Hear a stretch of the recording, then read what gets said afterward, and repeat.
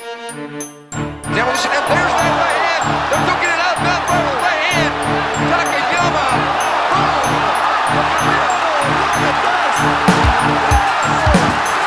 Green trunks for the southpaw, the notorious Conor McGregor. Black trunks for the champion, Jose Aldo Jr. Conor relaxed, smiling. Oh! Nate Diaz, you just shook up the world. How's that feel? Hey, I'm not surprised.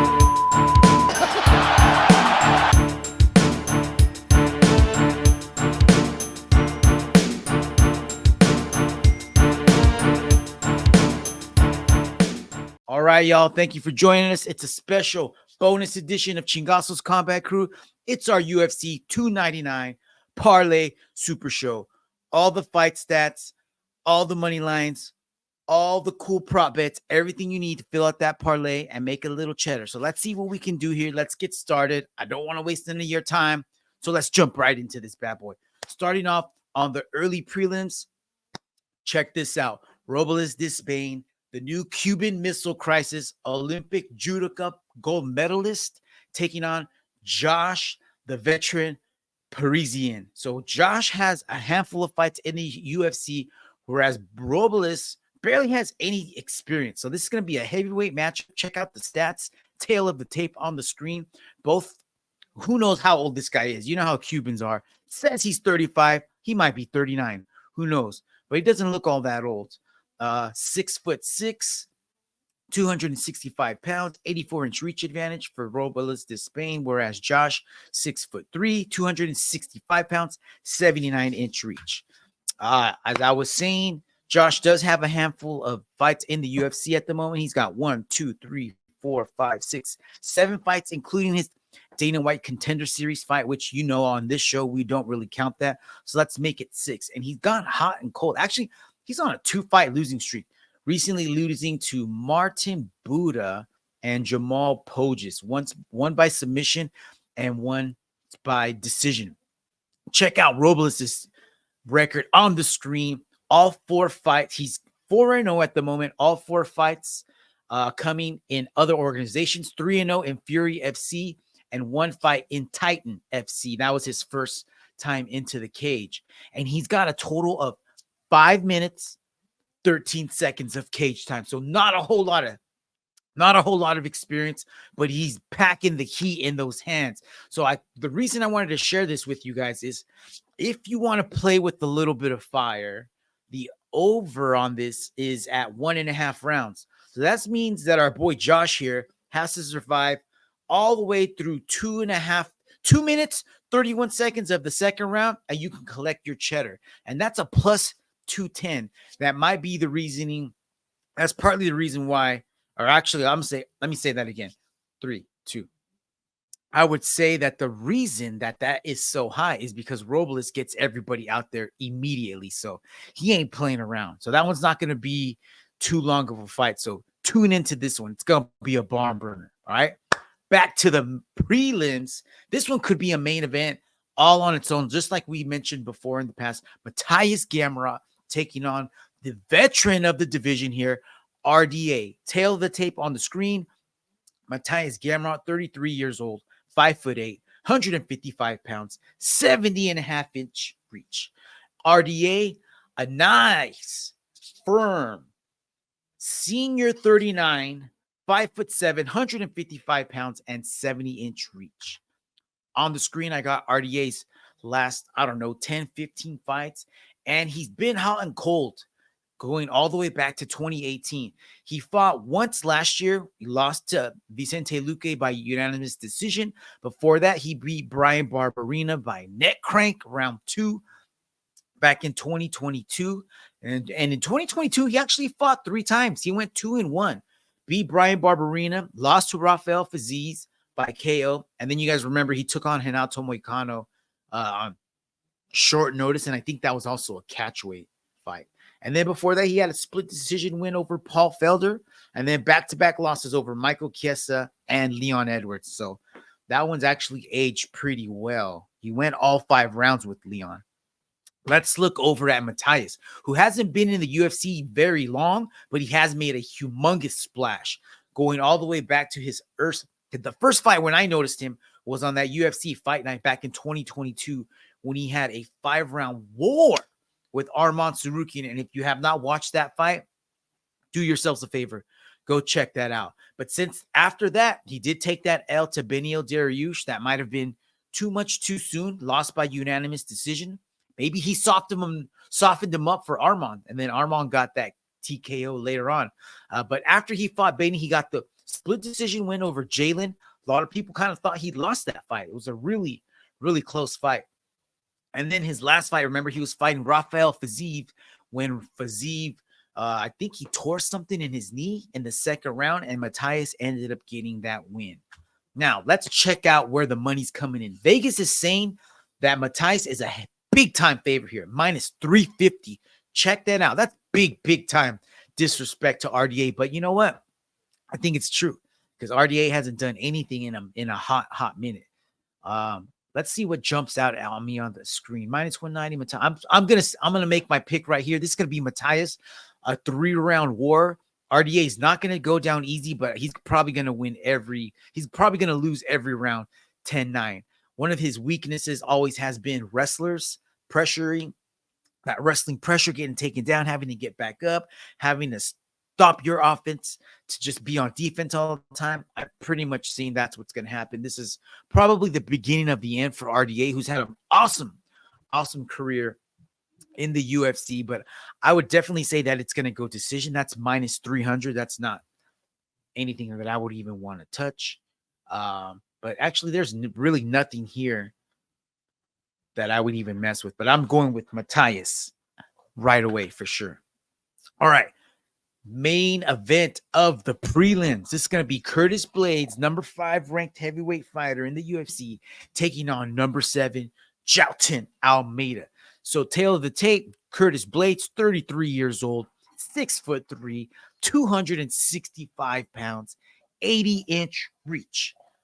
Jailton Almeida, 32 years old, 6'2", 205 pounds, 79-inch reach. Let's look over their records here. Now, Curtis has been in the UFC for quite some time, and I have his record on the screen dating back all the way to February of 2018 when he took on Mark Hunt. Most recently, though, he lost to Sergey Pavlovich by TKO in round 1. You guys remember that? He got murked. So usually that's the way it goes. He either wrestles and gets that decision or he gets knocked out. All right, on the screen, I got Curtis Blades' record dating all the way back to 2018 when he first fought Mark Hunt. Took that by unanimous decision. And fast forward all the way to his last fight. He got murked in that first round against Sergey Pavlovich. And that's been his MO for the last, 3, 4, 5 years. If he can't take you down, he's going to get knocked out. And that's usually what ends up happening. He was able to get by Tom Aspinall, but that was the fight when Tom Aspinall blew his knee out. Before that, he destroyed Chris Dawkins by TKO in round 2. Before that, surprisingly, he was able to outlast Jairzinho Rozenstruik. That was a pretty boring fight. That was a 3-round decision. Before that, he got murked by Derek Lewis, round 2.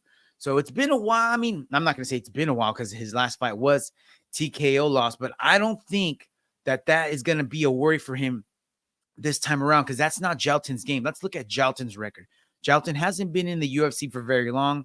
Came in back in 2021 on the Dana White Contender Series and then fought in February of 22 in his first fight in the UFC officially where he took on Danilo Marquez and he won by TKO that time. But since then, he's won by sub, TKO, sub, and then decision. So maybe Curtis does have a reason to worry because if Jailton gets him down, it's game over, bro. He's not going to get out. He's not going to get back up. And so that's where this is going to lie. That's where the real war is going to be in that fight is if Jailton's able to get Curtis down, then it's game over. It's going to be a wrap. He's either going to get a TKO or a sub for sure, especially after coming off that lackluster performance that he had. You know, nobody wants to see that again, and no one wants to see him fight for the belt if that's how he's going to fight. So I'm sure que se va a poner las pilas this time around, and he's going to get a stop. I'm seeing a stop by Jailton. Check that out. Almeida by sub, plus 260. Almeida by KO plus 400. I would sprinkle a little bit of money on either one of those, man. Play them both. Put 100 on that. Dude, that is awesome. And Vegas is saying this is almost a pick 'em. Check that out. Money line minus 115, Curtis Blades. Jalton Almeida minus 105. I kind of feel like the only way Curtis is going to win this fight is by decision. I don't see him able to get.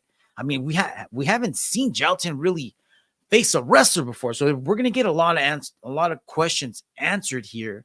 But at the same time, we're going to find out a lot about both of these fighters. We're going to find out if Jalton's ready for the next level, and we're going to find out what does Curtis have left in the tank. So like I said, if I were going to play this, I would probably, and check that out. Jalton by decision plus 450. Dude, I better get in on this before they change these money lines. So check that out. And by the way, I am using the money lines from MyBookie. So if you want to get in on these same numbers, I'm pretty sure everyone's going to have these same numbers. So check it out, MyBookie. All right, let's get into the main card of the pay-per-view. Man, this is a banger of a fight. What a way to open the pay-per-view up. Number 4 bantamweight in the world, Petr Yan, taking on number 7 up-and-coming bantamweight, Song Yadong. Tail of the tape, Petr Yan coming in, 31 years old, 5'6", 135 pounds, 67-inch reach. Song Yadong, 26 years old, 5'7", 135 pounds, 67-inch reach. And check it out, man. You guys already know the story on Petr Yan coming in on a 3-fight losing streak. Never in his entire career has he had this many losses in a row. The only thing that is preventing this from being a 4-fight losing streak is that unanimous decision win over Corey Sandhagen back in October of 2021. So that's still good. I mean, what Yan are we going to get? Are we going to get the Corey Sandhagen Yan, or are we going to get the Yan that's been kind of punch shy, really hesitant on pulling the trigger that we've seen against Sean O'Malley and Merab? Or has it just been a bad style-up match for him? Or is he at the end of his career? He's only 31 years old, but those last 3 fights, man, I don't know what they've taken out of him mentally. That's my main question here. Let's check out Song Yadong, man. Song Yadong has been on a hot streak. He is coming in on a 2-fight winning streak. Last got that unanimous decision win over Chris Gutierrez. Everyone thought that Song was going to get the finish on that, and he kind of let people down. I think that people expected a little bit too much, or it's just that Chris was just that tough. You know what I mean? And I think it's the latter rather than what I said previously. But that doesn't take anything away from Song Yadong. Song Yadong did lose to Corey Sandhagen by TKO doctor stoppage. I don't know if you guys remember that. That was supposed to be a scheduled 5-round fight. Song Yadong ended up taking a nasty, nasty cut above one of his eyebrows. Doctor came in, stopped that fight. But Petr Yan was able to not finish, but he was able to go all 3 rounds with Corey and secure. Actually, I'm sorry, 5 rounds as well, and got a unanimous decision win. So they do have that common opponent. Now, let's check out where the money's coming in. The money is slightly coming in on Petr Yan at minus 115. Over under 2.5. I don't see. I mean, dude, this could totally finish. You know what I mean? Someone could totally murk the other one and get a TKO, but I just don't see it. I think this is going to be a 3-round war, and I think Petr Yan's going to end up taking this just because he's got that experience, and he really has his back up against the wall. So check that out. MyBookie's got plus money on Petr Yan at the moment. So if you're thinking like me that he's going to take this by decision, that's not bad. Plus 130. So that means lay down $100, collect that 130 on Saturday night, which I think is the way it's probably going to end up going. Oh, man. Next fight. Fonzo's man, JDM, taking on Gilbert Burns. We got a welterweight bout here. Number 4 versus number 11.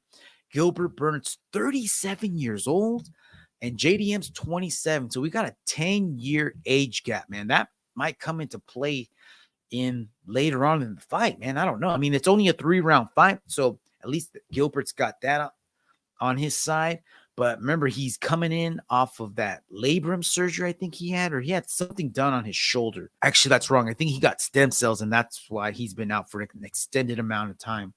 But still, he's coming in off an injury, and he is coming in off of an L.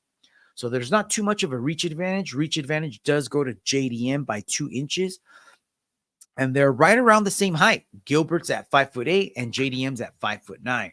Now here is where we have a very distinct difference between the two as far as levels of experience.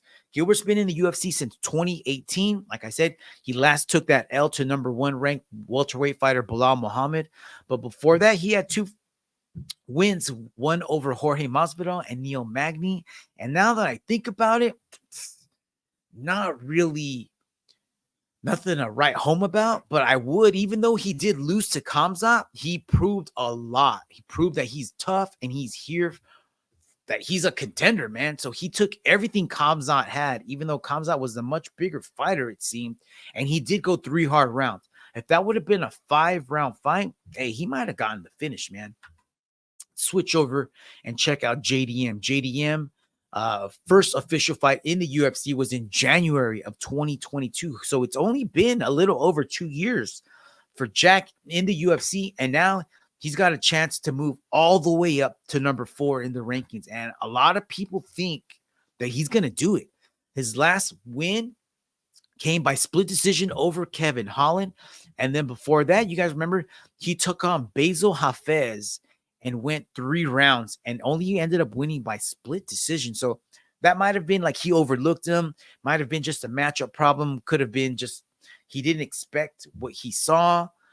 But before that, man, he was tearing it up. Check it out. 1 round finish, 1 round finish, 1 round finish. So 1, 2, 3, 4 first round finishes in a row. Randy Brown, Danny Roberts, Ramazan Emeev, Pete Rodriguez. I don't know who those are. I do know Randy Brown, though. And Randy Brown is a tough SOB, and he just won not too long ago in an impressive way. So if Randy Brown can reel off another win or two, Jack's going to be waiting for him up at the top of the rankings. So let's see what Vegas says. Vegas has Gilbert at a plus 150. Hey, you know what? One thing about Gilbert is that you can never count him out. He doesn't have the best hands, but he's always got a puncher's chance. And he's got a hell of a chin, and he's got mad heart. You know he's never going to quit.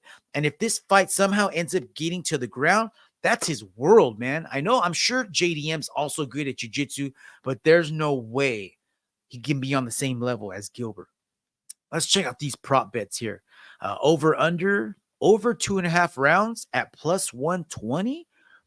That's pretty good, man. I would imagine that this probably going to go all 3 rounds. So that would probably be something you might want to look at if you're looking at plus money again. Anytime we can get plus money on anything, that's super good. Check that out. JDM by decision at plus 260.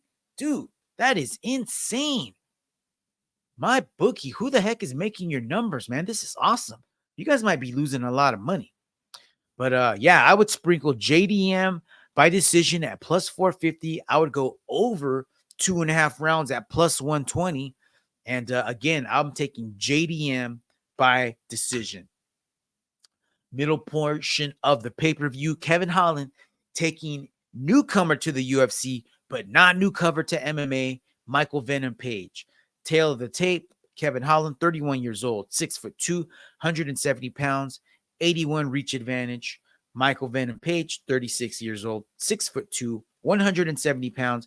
And his reach is not on the screen, but I would imagine it's probably pretty close to Kevin Holland's. Kevin Holland, pretty extensive record. He's only been in the UFC since 2020, but he's been one of the most active fighters as he's fought 1, 2, 3, 4, 5, 6, 7, 8, 9, 10, 11. This will be his 12th fight in the last 4 years. So that's pretty good for Kevin Holland. Keep him busy. We just talked about we just talked about this guy, JDM, who Kevin Holland last fought. So he fought JDM, lost split decision. But before that, he was on a 2-fight winning streak and back-to-back finishes, I might add. Subbed Michael Chiesa, who is no joke on the ground. quite the jiu-jitero. And then he KO'd Santiago Ponzinibbio, who's got dynamite in his hands, and he finished him in the 3rd round. Now, let's check out Venom Page's record. Venom Page last fought in March of 2023, where he beat Goiti Yamauchi by TKO, and that was a pretty nasty leg kick. I think he just like shattered the dude's knee somehow. And then before that, lost to Logan Storley. So these are all Bellator guys. You might not be too familiar with them, but I will say this. He did beat Douglas Lima, and it might not have been the same Douglas Lima that beat him back in 2019, but he was able to avenge that loss. Let's see what other wins you might be aware of. Paul Daly. He beat Paul Daly by unanimous decision back in 2019, but that's a different Paul Daly. And then this, I don't know if you guys remember this, but Venom Page did shatter the forehead of Cyborg Evangelista Santos over there. Almost killed him in the ring, caved his forehead in. Look that up if you haven't seen it. Now, let's check out what Vegas is saying here. Vegas has money going in on Kevin Holland, which I would agree, minus 130. Venom Page plus 110. I'm going to ride with Kevin Holland by decision. I see this going 3 rounds. I see this almost like the Stephen Wonderboy Thompson fight. You know what I mean? Just going to be a lot of, I bet you there's going to be plenty of talk going on between these two, which I don't like. I hate when Kevin starts doing that because I kind of feel like it takes away from his offense and he loses focus. He loses track of what he's doing and he's thinking about the next rank instead of the next strike or the next kick. Stay in the game. You can talk afterwards, but we'll see if he changes his tune. And check that out. Plus money on Kevin Holland, plus 185. So that's what I would lay down. I would go Kevin Holland decision plus 185. And I would also go the over, which is minus 180. So maybe not. Just play Kevin Holland decision. Let's see how that turns out, guys and ladies. All right. Co-main event of the pay-per-view. Number 3 ranked lightweight in the UFC. Dustin the Diamond Poirier taking on Benoit, the God of War Saint-Denis. I think that's his nickname. I'm not sure. Let's check out tail of the tape. Dustin Poirier, 35 years old, 5'8", 155 pounds, 72-inch reach advantage. Benoit Saint-Denis, 28 years old, 5'9", 155 pounds, 73-inch reach advantage. Dustin Poirier's record on the screen right now. He's been in the UFC for a hot minute. And he was actually in the WEC. Did you guys know that? Yeah, he's been around for a minute. So let's just look at let's look at everything after Conor. So he did have those back-to-back wins over Conor back in 2021. Everything was going good for Dustin. He's got the hot sauce company going. He's got money coming in. Then he takes on Charlie Olives, and Charlie Olives subs him in the 3rd round. Then he takes on Michael Chandler, and you guys remember that fight. That was a banger of a war, but Dustin beats the dog shit out of Michael Chandler and gets the rear naked in round 3. Fast forward to July 2023, he's fighting Justin Gaethje, and you guys remember how that ended. High kick, Dustin goes to sleep. Let's look at Benoit Saint-Denis on the screen, newcomer to the UFC. First fought back in 2021 where he took an L. And actually, I just heard this I don't remember watching that fight, but I was listening to Morning Combat with Luke Thomas and Brian Campbell, and they mentioned that fight was fought at welterweight. So that's not his normal weight. So we can almost take that off of his record. And we'll just say he's undefeated at this weight at least. So he's got 1, 2, 3, 4, all finishes. And that's what you should do, man. When you're top of the food chain, they put you in against lower level fighters. That's what you should do. And actually, of those quote unquote lower level fighters, there's 2, 3. One veteran, Thiago Moises, who was a badass. He ain't no slouch. He may not be top 5, but he's definitely 15 to 10 maybe. And even if he's not, he could hang with those guys, all right? He's just not consistent with his fights enough. And then Matt Frevola. Matt Frevola was on a tear. He was on a 2-fight winning streak. Benoit took that shit. And then Ishmael Bonfim going back to 2023 of last year as well. Everyone was on Bonfim's nuts. And what did Benoit do? Choked him out in the first round. So one difference that I've been talking to a lot of people who would listen to me throughout the week, this is mostly at work, but Benoit Saint-Denis is like a freaking French Army Special Forces badass. You know what I mean? So when we get these types of people in the UFC, not only are they fighters, they're fucking like superheroes, guys. So Dustin's gonna have his hands tied for sure. So before we get to the money lines and the prop bets, I do want to share some news that I found just this morning on the Reddits. So I want to thank the Reddit crew out there. Somebody noticed that on episode 3 of the UFC 299 embedded series, Benoit had some weird growth on his forehead. And you know what the Redditors do right away, man? They started snooping, they started dissecting, started blowing up pictures, and check that out on the screen. That looks like somebody took a cigarette and burnt it out on Benoit Saint-Denis' forehead. All right. Actually, not on his forehead, but over to the side somewhere. So is that staph? And if it is staph, could he have been taking antibiotics, which would definitely have an effect on his cardio? So I don't know if you guys have heard anything about this.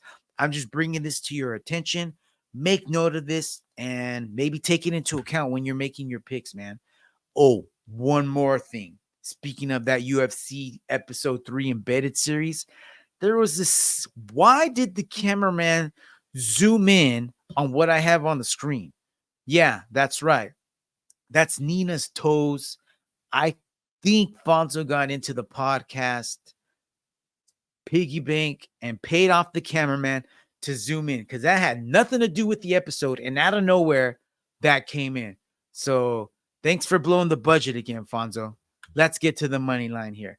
Money is coming in hot on Benoit Saint-Denis minus 240 and Dustin Poirier a plus 190. Yo, I gotta say, after seeing that thing on his forehead, I gotta say that plus 190 is looking good, man. If I hadn't seen that, I've been saying Benoit all week. I've been saying Benoit Saint-Denis taking this all week. I don't like that Dustin's coming in off of that head kick. I know he's taking a lot of time off, but I don't know where his head's at. I know I saw an interview with him earlier in the day, and he didn't say he was going to retire, but he did start getting a little sentimental when he started talking about his journey and about how other fighters haven't left this sport in very good terms. Their body's been banged up. Their mind is not the same. And so he might be looking to get out, you know, but man, I'm going to wait a little bit longer. I'm going to check out the weigh-ins. I'm going to hear what people say, and I'm not going to touch this fight at all at the moment, but check out on the screen. I would imagine that this might be, and this going to be a 5-round war, man. The longer this goes, I think the better it's going to be for Dustin because he is the veteran. He has been tested for 5 rounds. He's been here before, whereas Benoit hasn't. So it's kind of just like, we don't really know. He could totally prove us wrong because, again, he's a special forces badass.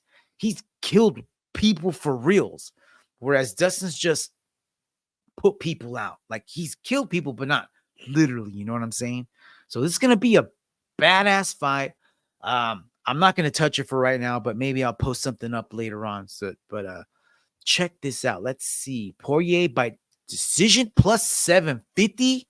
Benoit by decision plus 350. But because they're going 5 rounds, because both of these guys just throw so much heat, I don't know if it's even going to go 5 rounds. I don't know if anybody's going to be able to take a beating for 5 rounds like that. Dustin's shown that he can take that, but can Benoit take that? Or can Dustin hang with Benoit? Because you know Benoit's going to come out like a bat out of hell round 1 and round 2. So let's see what happens round 3. Let's see what starts to happen at the end of round 2. Going to be a banger of a fight, man. Banger of a fight. Let's look at the over-under here. Over 1.5 rounds, minus 200. Under 1.5 rounds, plus 150. So Vegas is saying it's going to at least go over 1.5 rounds. And I would probably agree. I think it's going to go somewhere.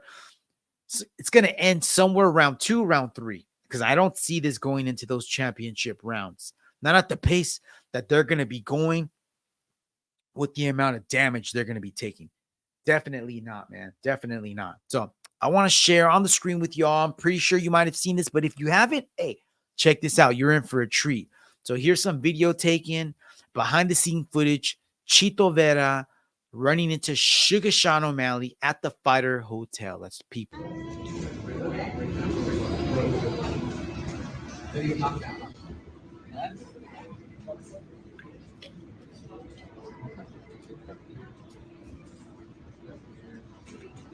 So Sean says, ready to get knocked out.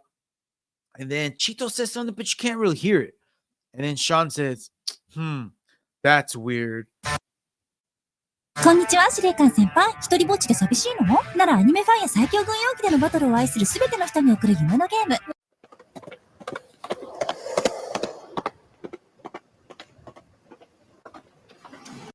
Be honest, So here's the famous Fonzo Nina toe scene. the drama. You love the drama in America. Drama. Yeah, you love drama. Other than that, What? Yeah. Why did they?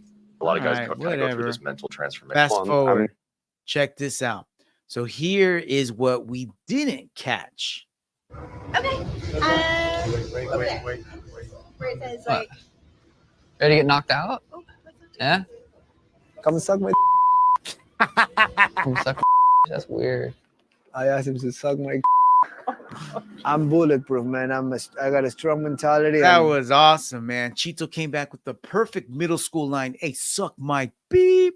And then Chito's like, hey, did you hear that? I told him suck my D. All right. So I think I actually have one more clip. Check this out. So this is some video of Chito Vera. So this is Chito talking about if he had to fight Piotr Jan. This was like a year or 2 ago. Check it out. I just love the fighter spirit that he has at all times, bro. Because he was asked in the press conference yesterday, like, hey, Merab is weighing in for this fight. He's going to be the backup. If something were to happen to Sean, would you fight Merab on 3 days' notice? And he's without hesitation, guys. He said yes. I think this year I solidified that I fight Jan, and I guarantee everybody I stop the guy. He got the pressure, he got the cardio, he got a good snap on the punches, and he got balls. The only problem is like the whole world make him like this robot, like he's a machine, like he's on top of. Almost like Hamza a little bit, right? Yeah, but right like motherfucker, you shoot him in between the eyes, you're gonna die. He don't got two digs. He got a one fucking dig. Like well, people get well, we don't know, but people get weird with that. Like, oh, it's no one can. I'm like, I don't give two fuck. You got 2 hands, 2 legs. You're in. You take a shit, you wipe the same as I do. Yeah. Fuck you. I'm gonna fight you. Real talk. I like that. And not that I'm trying to like be, I mean, I am on Chito's side, but I wasn't able to find too much footage on Sean because he does his podcast. He does weird shit. He did some weird podcast with some YouTuber while he had his daughter on his lap. He's talking about having a threesome with some dude. I don't want to get into that, man. Instead, let me share this interview that Chito did a while back. And this was, I believe, when he first got into the UFC. So if you haven't seen this, dude, check this out. This might be a side of Chito you haven't.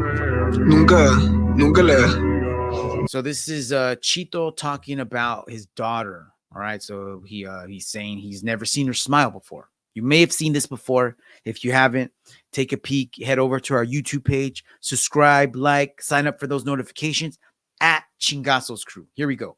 Le he visto sonreír.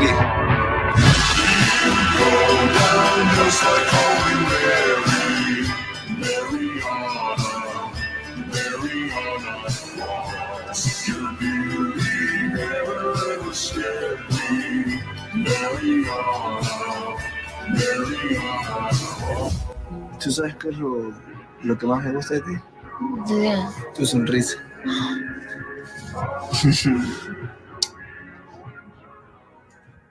So Chito is a father of 4 kids, I believe, but one of, I guess his oldest daughter or second oldest daughter was born with some type of condition where her brain doesn't communicate. She isn't able to make facial expression. So one of the motivating factors for Chito to fight at the beginning of his career was so that he can afford surgery for his daughter so that she could smile, so that he could see her smile.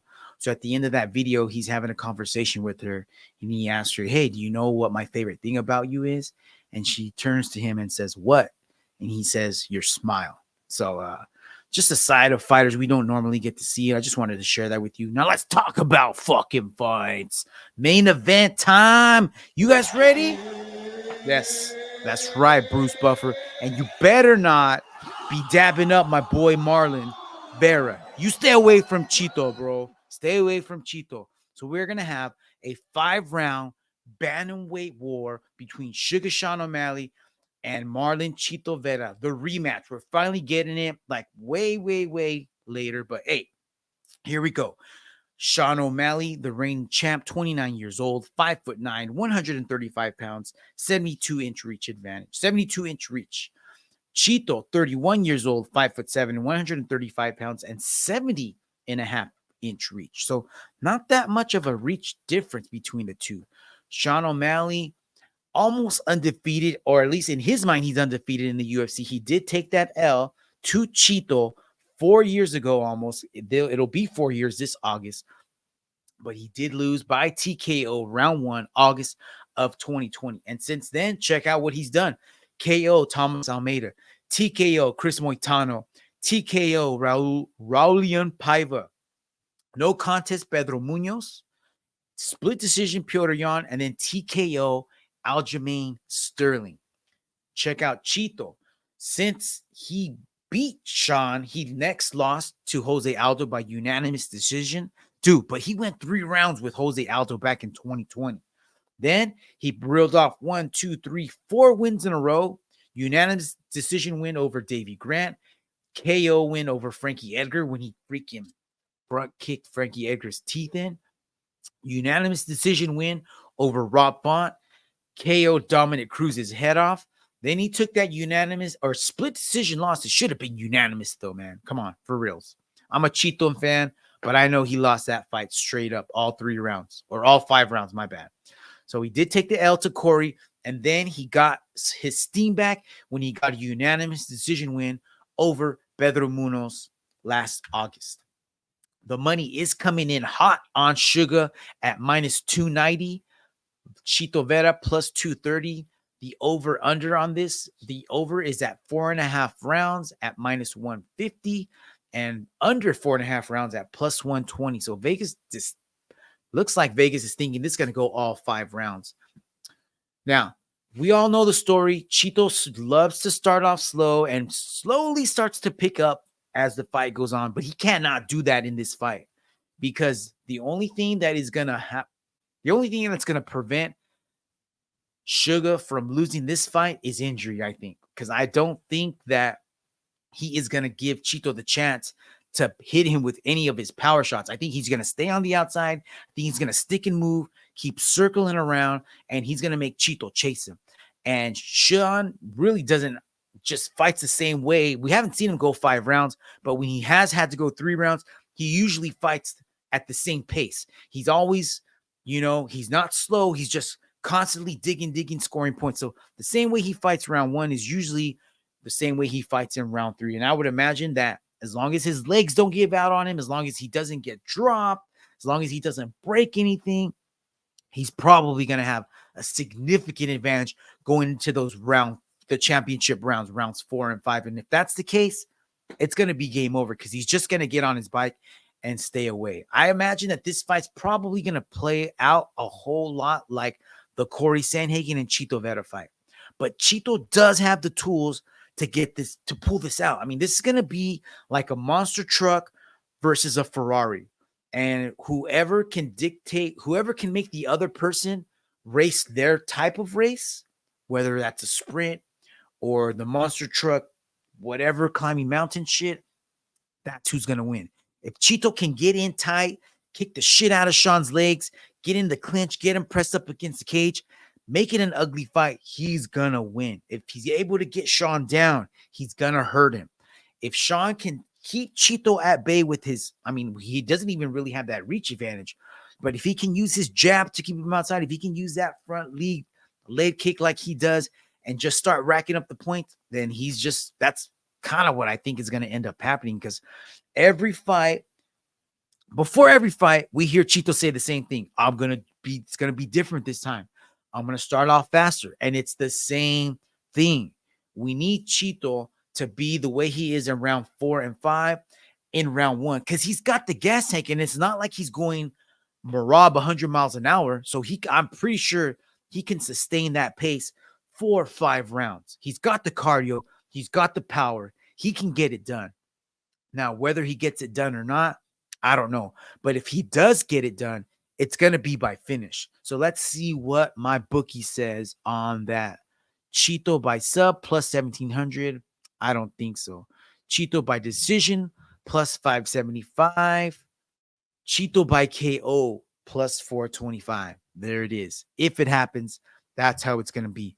But the safe bet for me would be O'Malley by decision at plus 100, y'all. And that's it. That's a wrap. That was the main event of UFC 299. Hey, and that is a wrap, Combat Crew. UFC 299 Parlay Super Show in the bag. On Saturday, look us up. Verdict MMA Combat Crew. I'll post the name of our group that we got. We picked up a couple new followers over the week, or since the last one. So check it out. Make your picks. Score the rounds with us. And again, share your parlays. Hey, tune in to Sunday's show. We'll have the results. Actually, it'll be Monday for you guys. So tune in Monday for the results of this, and hopefully everyone's parlays hits. Until then, Combat Crew out.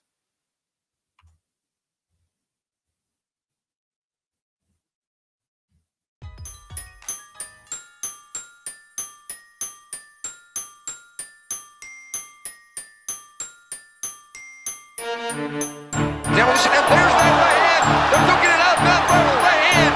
Takayama.